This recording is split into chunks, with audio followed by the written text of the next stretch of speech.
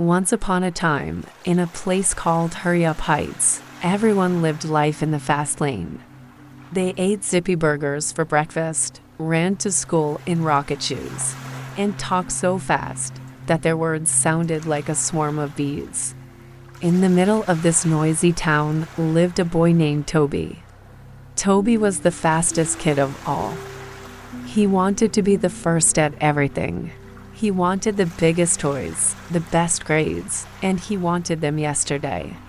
One day, Toby heard about an old woman named Mrs. Weaver who lived in a tiny cottage at the edge of the woods.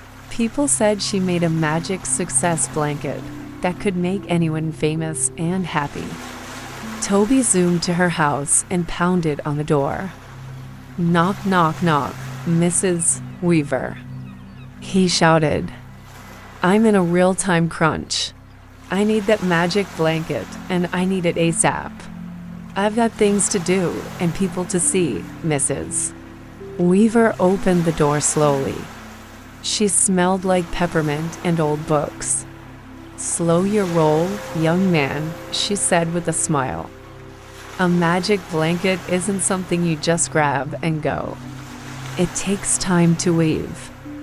"I don't have time," Toby cried. "I'll pay you all my allowance. Just shake a leg and finish it by tomorrow," Mrs. Weaver sighed. "Tell you what, Toby, I'll make the blanket. But you have to come here every afternoon and help me. If you miss a day, the magic disappears."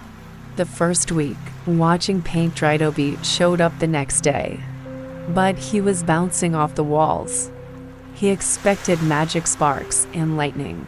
Instead, Mrs. Weaver handed him a tangled ball of blue yarn. "Your job is to untangle this," she said. "This is boring," Toby complained. "This is like watching paint dry, Toby," she said kindly. "You can't build a house starting with the roof. You have to start with the floor. Every knot you untangle teaches your fingers how to be patient." Toby wanted to quit, but he really wanted that blanket. So he bit the bullet and started working. At first, he was so frustrated he wanted to scream. But by the end of the hour, he felt quiet. For the first time in his life, his brain wasn't racing like a Formula One car. The second week, the color of dreams. The next week, they started weaving. Mrs. Weaver used colors Toby had never noticed before: sunset orange, sleepy grass green, and quiet rain gray. "Why are we using these dull colors?" Toby asked. "I want bright gold and neon red. I want it to pop," Mrs. Weaver laughed. "If every color is loud, Toby, you'll have a headache, not a masterpiece.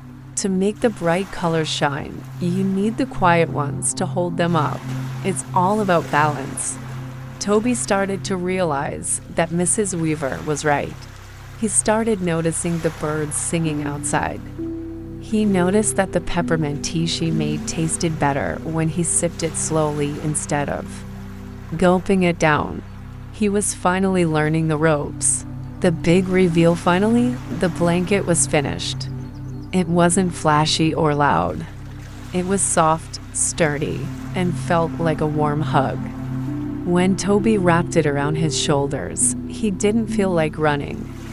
He felt like he could finally sit still and think. He realized he didn't need to be the first at everything to be happy. He just needed to do things the right way. Toby went back to Hurry Up Heights.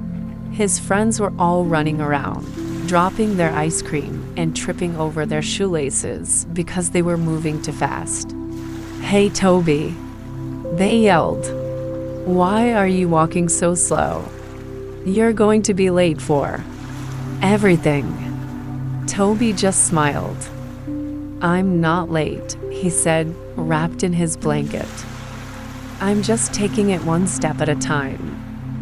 And trust me, the view is much better this way." The moral of the story: Slow and steady wins the race. If you try to do everything at lightning speed, you miss the best parts of life and end up making mistakes. True success isn't about how fast you reach the finish line, but about the care and heart you put into the journey. A life lived in a hurry is like a book where you only read the last page. You might know how it ends, but you miss the whole story. 5 quotes from the story. 1. Slow your roll, young man. 2. You can't build a house starting with the roof. 3. This is like watching paint dry. How Toby felt before he learned his lesson. 4. If every color is loud, you'll have a headache, not a masterpiece. 5. I'm not late, I'm just taking it one step at a time. The lesson of the story. The lesson is to be patient and do a good job instead of a fast job. Example 1 school. If you rush through your math homework just to go play video games, you might get all the answers wrong. Then, you have to do it all over again. Taking your time the first time actually saves you work. Example to sports. If you try to kick a soccer ball as hard as you can without looking, you'll probably miss the goal or trip. If you take a second to aim and find your balance, you'll score a point for the team. Example 3 art. If you scribble a drawing in 10 seconds, it's just a mess. But if you pick your colors carefully and draw slow lines, you create a masterpiece you can hang on the fridge. Example for baking cookies. Imagine if you were so hungry that you took the cookies out of the oven after only 2 minutes. They would be raw, gooey, and yucky. You have to wait for the timer to ding so they become crunchy and delicious. Example 5 building toys. If you are building a big Lego tower or a model airplane and you skip the instructions because you're in a hurry, the whole thing might fall apart at the end. Following the steps one by one makes the toy strong. Thank you for watching. If you love this story, hit that like button, subscribe for more content, and I'll catch you in the next video.